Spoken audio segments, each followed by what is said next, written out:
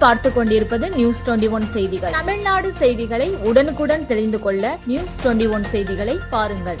திருவண்ணாமலை அடுத்து காமராஜர் நகர் கணிக்கர் குடியிருப்பில் அமைந்துள்ள ஸ்ரீ முத்துமாரியம்மன் ஆலயத்தில் அஷ்டபந்தன மகா கும்பாபிஷேகம் வெகு விமர்சையாக நடைபெற்றது. இதில் திரளான பக்தர்கள் கலந்து கொண்டு சாமி தரிசனம் செய்தனர்.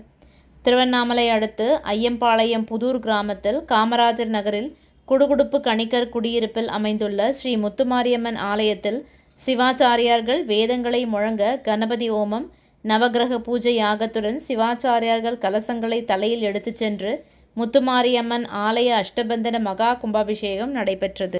இதில் பிரதான பக்தர்கள் கலந்து கொண்டு சாமி தரிசனம் செய்தனர். பின்னர் அவர்களுக்கு கலசாபிஷேகம், புனித நீரை தெளிக்கப்பட்டது.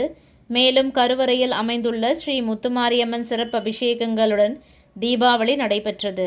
இதில் திரளான பக்தர்கள் ஓம் சக்தி பராசக்தி என கோஷங்களுடன் தங்களது நேர்த்திக்கடனை செலுத்தி சாமி தரிசனம் செய்தனர்.